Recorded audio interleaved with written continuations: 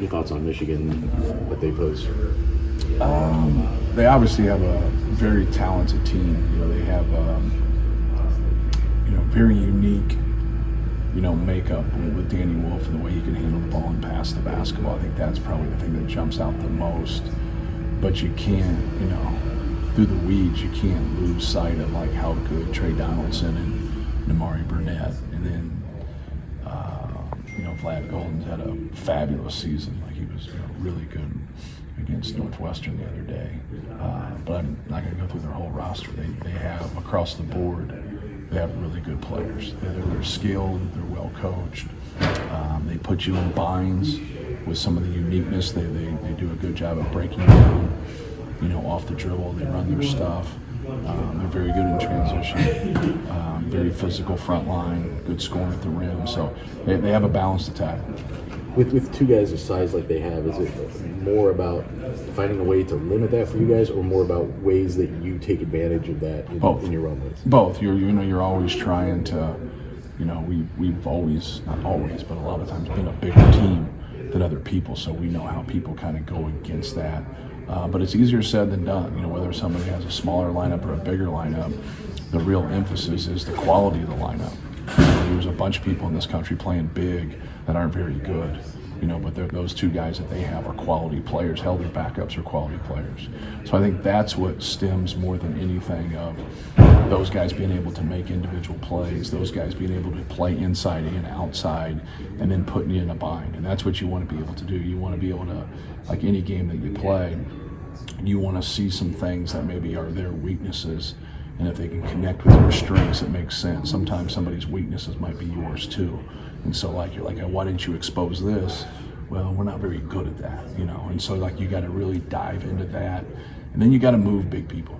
It's no different of anybody playing against Ross-Ade or whatever. You got to get Ross-Ade to cover both sides of the court. When he stands there and he plays satellite defense and he anchors down, it really helps us. And both of those guys there, they both can't do that. One of them can do that, but both of them can't always do that. They'll play in their drop, they'll get there, they switch a lot of different things. So you got to be able to play off of that and understand your angles and understand your advantages, with your offensive scheme. Have you ever had to guard a team before that can run a 4-5 pick and roll with 2 7-footers? No.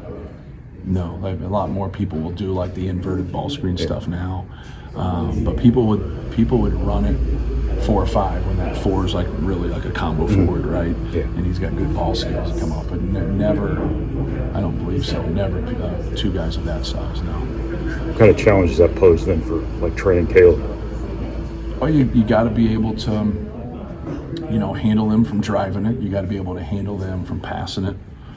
And making those plays like that. That's the key to be able to, keep them out of the paint. He does a great job of spinning off of contact. So you got to be set. Like he really forces the contact with some of his drives and the way he plays. But he's a good player, man. Like he puts you in binds, and that's what good players do.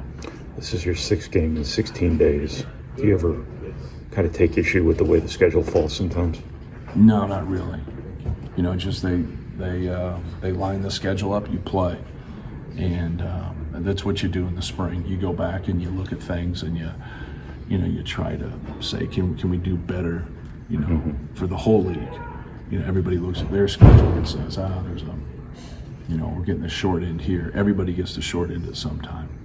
It's just the way it is. You got to be able to muster through it and play well. Don't the teams that TV wants in prime time get more? Correct. Assignments. Yeah, that's what you want, right? Because you're the exposure of your games in getting there.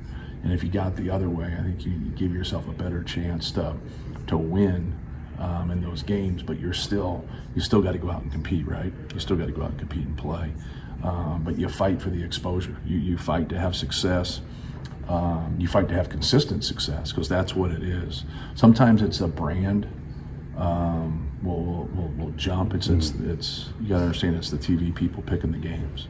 They pick the games that they want. So, but for the most part, it's the teams that have had success. They want those big time matchups. They want those key matchups. When we go back and watch the second half of Ohio State, did your team have its legs, you think? I don't know. I know Ohio State was quicker to the ball. I think when you say things of that nature, it could be true, but it also could be an excuse. And I'd rather err on the side of not making excuses. Like be quicker to the basketball, like make your free throws. Like understand like what's going on out there. Just do a better job. Like be better at what we do. What stuck out in that one on film was it seemed like a strange game. Is that with what now? What stuck out on film when you went through it? Yeah, they made a lot of shots, late in the clock. You know what I mean? It just seemed like we did a pretty good job, and you go back and you look at it, and I thought we did a pretty good job of contesting those shots. Outside of one of them, that late in the shot clock, and he was a non-3-point shooter. He's over 1 from there. So, I thought we did a good thing. The thing that jumps out offensively is just our missed layups. Like we got the ball by the rim. And that's the one thing I always talk to PJ about. It's like, don't get frustrated about scoring or not scoring. Understand the efficiency of the game. Are you getting the ball where you want to get it in position to score? And we were, and we didn't come through. But don't look at it like the ball wasn't in place to score. And then that's your job as a coach. Your job as a coach is to run efficient stuff. We kept getting the ball to Trey Kaufman in positions where he could score. We got to keep doing that. You go back and look at his, his shooting, his decisions. It was great. It was great. You hope to make a little bit more. But he's 11 for 16, right? And there's no secret to people understanding that they need to take our threes away.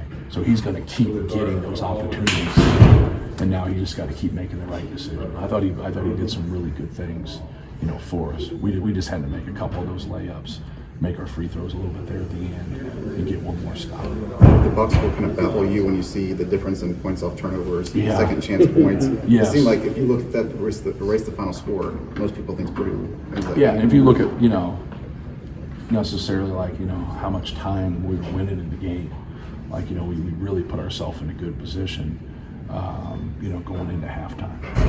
And we just had a bad start in the second half, but we forced a lot of turnovers once again. We're getting better in that area, and that's what you want. You want to be able to force turnovers. The place and kind of the area that slipped was the rebound.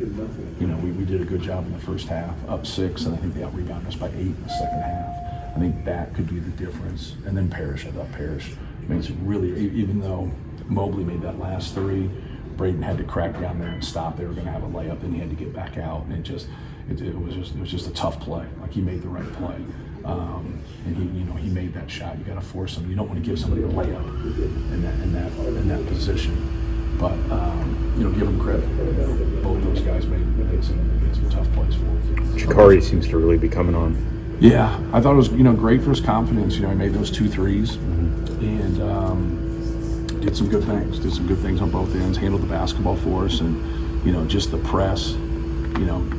He can handle the basketball, and people come and press. So he showed that against Oregon. He showed it the other night. CJ can handle the basketball. That's what kind of limited Miles's minutes a little bit there. I just thought when they picked up and they pressed us, and then Braden got out, and then when he was in, they were denying him. We needed more ball handlers in that mix. There's always been that theory is not the right word, but you knew that potentially CJ and Jakari could handle that more if Braden had to sit for whatever reason. Right. Is it good for them, good for the team to see it more in action? Yeah. Anytime you can get that experience, it helps you. Obviously, we don't, like playing without him. But I thought we did some good things while he was out. We increased the lead. When he was out, I thought we handled the basketball versus their press, even when he was in and they denied him the basketball. So that's good to see. The more they can play and the more they can get out there, the more they'll be confident. So there's something about a 7-footer that can handle the ball the way Wolf can. Mm-hmm. Does that just change what you need to do on defense at all? Yeah, he does a great job of passing. I think that's the thing. He's a high turnover guy, but he's also gets a lot of assists and causes a lot of problems. He gets fouled a lot. He gets other people in positions where they get fouled. So he's creating a lot more than it kind of looks like at times, just because it's so unique for the help. Like it's kind of inverted, right? Because you have guards driving and bigs helping. Now you got bigs driving and guards helping, and so that's by playing. Like they've done a good job of kind of growing into that, because this isn't a guy that's been there with them, and obviously he's a new coach.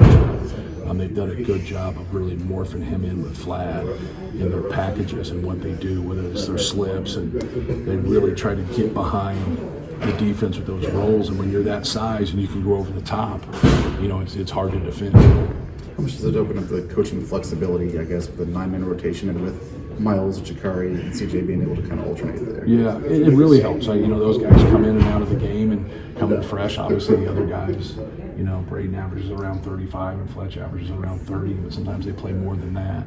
So those guys coming in fresh, really kind of for each other a lot. And, bringing that energy and being able to defend gives that boost. Responding to a loss, your mindset last year very calm. Is that something Braden Fletcher have helped bring in this year with the young guys as well? Yeah, just kind of learning just to let's be better at what we do. I think a lot of times when you lose, you're like, why are you doing this and why are you doing that? When in reality, it's like, hey, how about we have more physical box outs? How about we don't throw it to the other team?